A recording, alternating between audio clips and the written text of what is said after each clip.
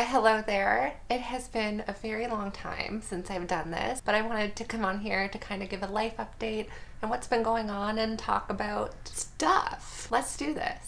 In August, I wrote my NCLEX exam and I successfully passed. I didn't think I would pass. So if you have done your nursing school in North America and you're planning to write your NCLEX registered nursing exam, do not watch YouTube videos of people talking about their experiences where they passed in the minimum amount of questions. I did that, and then when I was doing the actual exam, it took me the max amount of questions and I thought I failed. I did not fail. Yeah, in hindsight, everybody has their own way of doing things and you can get there. Anyway, in August, I successfully passed, and then the following week I got a job on a hematology unit as a registered nurse. That's where I had my final placement for nursing school, and what we do is we deal with patients with leukemia, lymphoma, doing chemo protocols and stem cell transplants. It's very interesting, but I'm quickly realizing that there are so many system strains and gaps where I'm not able to effectively provide nursing care to the way that I would like to. You know, I went into nursing with the primary goal of trying to help people in certain situations, and every nurse has their own individual skill sets and strengths. I feel like mine personally lie in advocacy and picking up on psychosocial needs. I am so busy at this job focusing on the medical aspect, and we're constantly short-staffed, so I'm always trying to do these medical things and I don't have enough time to just sit there with the patient and talk to them about what's going on with them. Like, when you get diagnosed with a certain kind of leukemia, you have 2 to 4 weeks to get treatment or it could be fatal. So all this stuff is happening, and then I come in there, I'm doing all this medical stuff, and I don't have time to just sit there and be like, are you okay?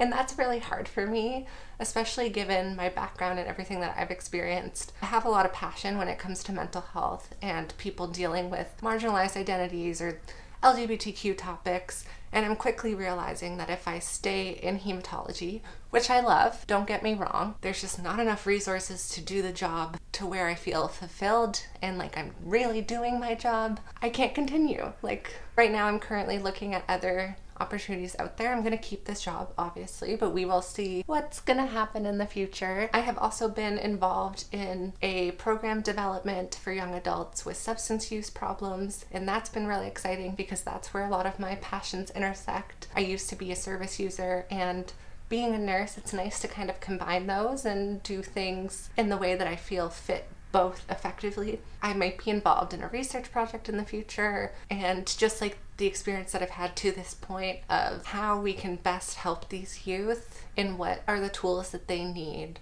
to feel listened to and cared for. I also sit on a patient family advisory council where I talk about my experiences as a service user and kind of apply that lens. And then in August, I started sitting on my city's Trans Health Coalition. There's a health coalition for transgender individuals, which I didn't even know existed. And we help different service providers provide gender affirming care and give them the tools to do it properly. That's something else that I really love. So doing all of these other things on the side that's bringing me the fulfillment is showing me like, hey, there's other jobs out there, there's other things that I could be doing that would make me feel a lot better with what the result and end product is. But all of that has been happening in my life, and then on top of that, Michael, my boyfriend, and I have moved into an apartment together,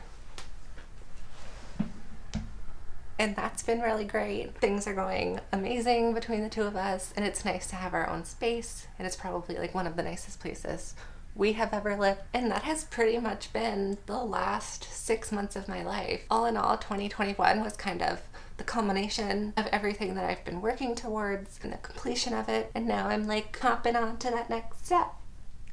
Everything is looking up. Trying to keep a positive attitude given kind of the projections of what's going to happen with COVID cases and the new variant, at least where I live. I don't know where it is for where you are, but looks like things aren't going to be the best again for a little bit, so trying to stay positive. It is so hard to keep yourself sane and healthy when there is all of this going on, and just like the world's condition, period.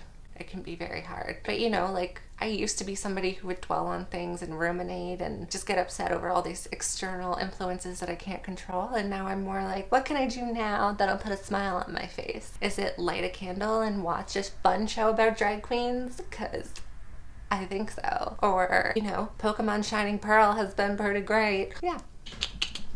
In terms of the future of this channel, I would like to do an apartment tour and show you what Michael and I have done with the place, because we put a lot of ourselves into it and it's nice and cozy and a good place to relax and wind down. I'd also like to keep a focus on transgender topics because that's something I am super passionate about. It's very important for there to be people to talk about their own perspectives, because yet we all go through quote unquote similar experiences. There's major differences between how we experience things and how we interpret our realities. So it's great when we all talk about what we're going through. I know I am terrible at responding to things, and I am really sorry about that. Life has kind of like slapped me in the face and I'm here all of a sudden. Sure, a lot of you are feeling the same way.